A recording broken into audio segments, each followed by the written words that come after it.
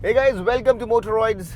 This is Amit again, and after a very long time, I'm driving something which is really exciting in the mainstream segment.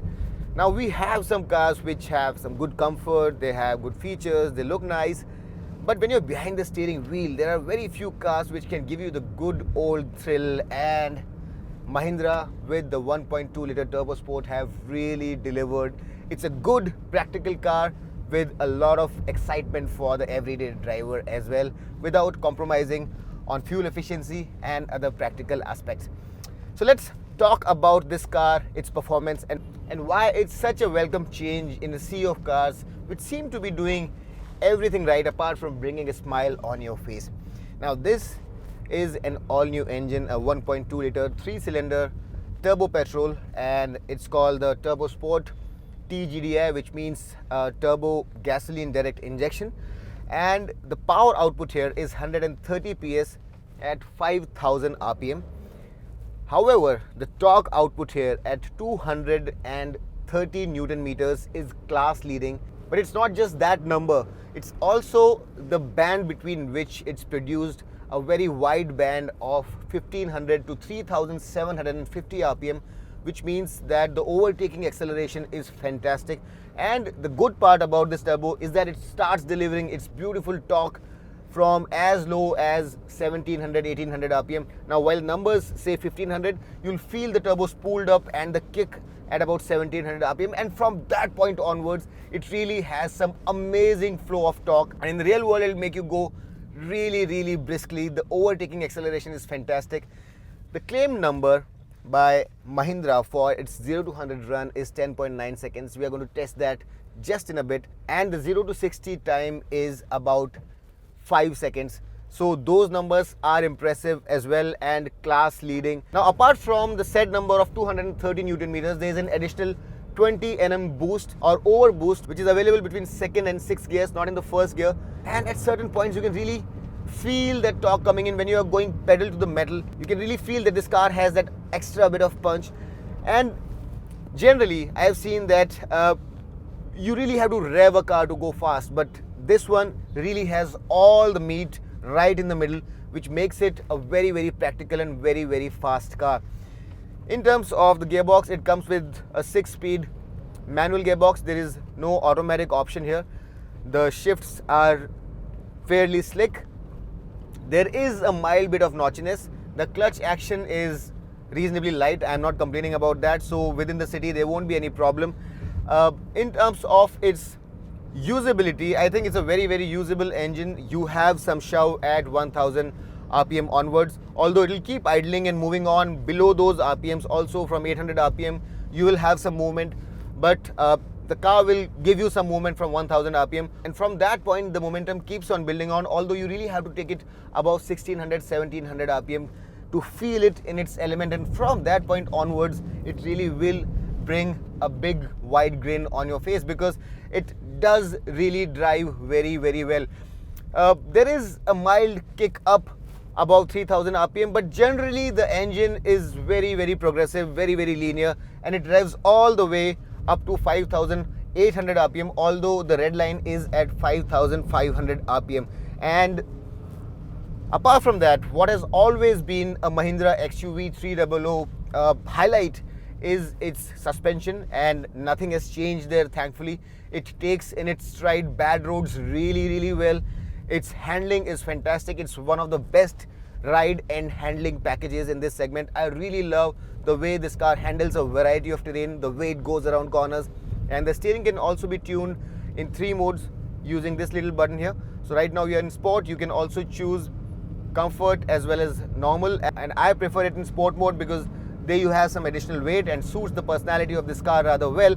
However, there is a little bit of artificial weight to the steering. It doesn't feel completely natural and precise, but I'm not complaining. It is still quite enjoyable, but I definitely could have done with a little bit more weight and maybe a little bit more precision and feedback from it, but it still is one of the nicer ones out there.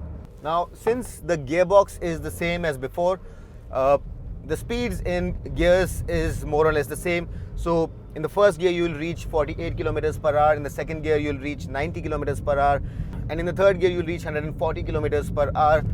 The claimed top speed of this car is 180 kilometers per hour, and I have no doubts whatsoever that this car is going to achieve that.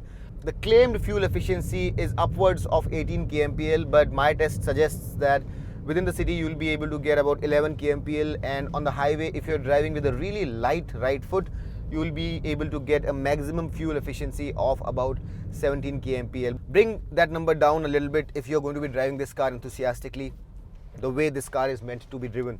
Now, fuel efficiency is not what is the strong suit of this car.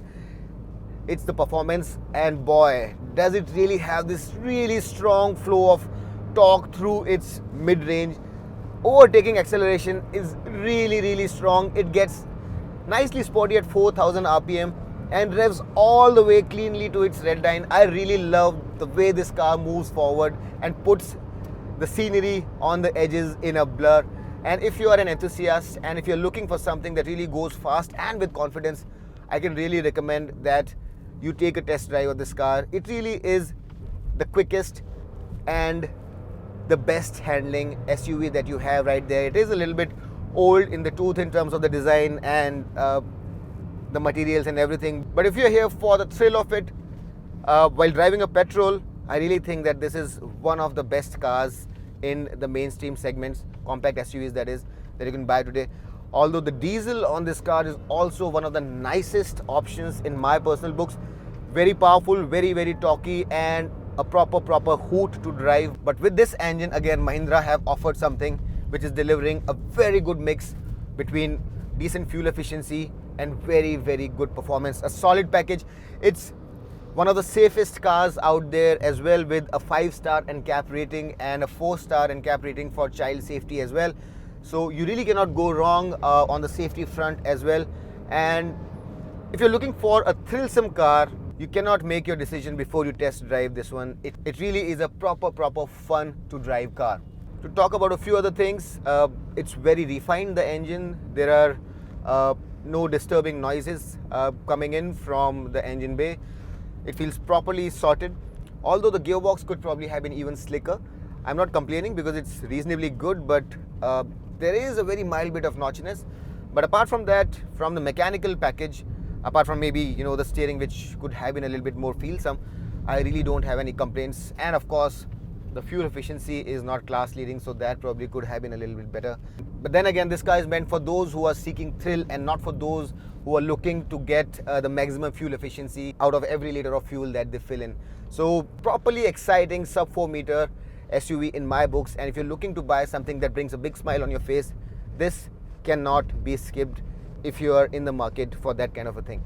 So I'll stick my neck out and say that performance wise, this probably is the best sub-4 meter petrol SUV that you can buy today in India. But there have been changes on the exterior as well to differentiate it from the other 1.2 liter turbo petrol, which is also on sale, although I would suggest you skip that and buy this because the price difference is not much. But let's talk about the changes that have been incorporated on the exterior. And as you can see, the chrome lining on the grille here has been replaced with this all black treatment. These studs are now all black. You have these red accents here on the right. These lines that you see here are also chrome on the standard XUV300, so they have also been replaced by red. And all of these changes differentiate the Turbosport from the normal XUV300. You also have the TGDi branding. You get these two-tone 16-inch alloys with 205 section tires. The good thing is that you have discs all along, but that's standard fitment. Now, the one thing that I want to mention here is that the XUV300, while a fantastic ride and handling package, is not the best when you take it off the road, because the ground clearance here is not the most generous at about 188 mm. This is not the best ground clearances, so you may have a bit of an issue if you're going over some really bad bumps or over some other challenging surfaces. Now, the two-tone color that you see here also is available only on the W8 and the W8 options variant. This car is available in W6, W8 and W8 options variants, and this black and a gold color are exclusive to this one, and there is also a pearl white color which has been introduced. You see the TGDi branding there. That is again a differentiator, and at the back you also have this W8 branding in red for the Turbosport. So those are the changes. on the exterior. On the inside also you have some changes, and let's talk about them. The interiors are now all black with leatherette seats with contrasting grey colored stitching, and you also get some really sporty chrome finished pedals to give it a proper sporty look on the inside as well. Now purely in terms of performance, I don't really think that this car is matched by any of the sub 4 meter compact SUV. The Venue N-Line comes close, but there is a bit of a differential. This car does its 0 to 100 in less than 11 seconds. That car takes a little over 11. It does come slightly close, but I think as an overall package, the N-Line has a lot to offer. It comes with a 7-speed DCT. The one Achilles heel that this car has is its boot as well, which is only 259 liters as opposed to the Venue's 350 liters. But if you really want a proper thrill machine, I think this car has a bit of an edge. The Nexon, I don't think even comes close. And the Kia Sonet, while a fantastic looking car from a comfort perspective, from a practicality perspective, doesn't look as good as the Venue. In terms of pricing, this car, which starts from its W6 variant, has been priced at 10.35 lakh rupees ex-showroom and goes all the way to 12.9 lakh rupees for its dual-tone W8 options variant. Now the price difference as compared to the standard 1.2 liter turbo variant of this car is 35,000 rupees for the W6 and about 37,000 rupees for the W8 options. And I would really recommend that if you're looking to buy this car, you go ahead and buy this version because the price difference is not much. Although this car is not available with an AMT, the other petrol is available with that option. Now if you compare this car's price to Venue's top of the line manual version of its 1 liter turbo, the price difference is about 90,000 rupees, but there you get an IMT which is not as thrillsome as a proper manual. So if you're looking for the thrills, this manual turbo is really the best of the crop.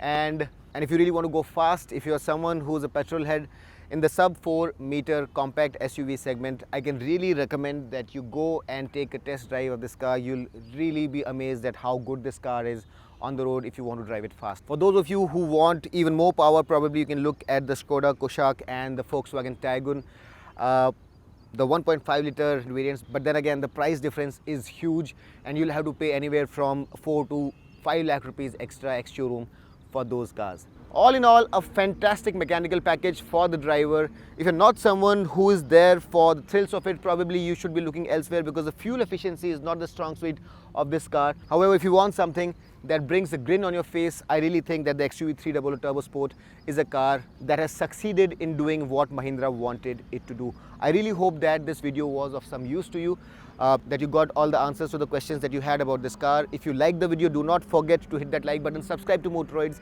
and until next time, this is Amit Changani signing off. Rev hard, rev free, and drive safe.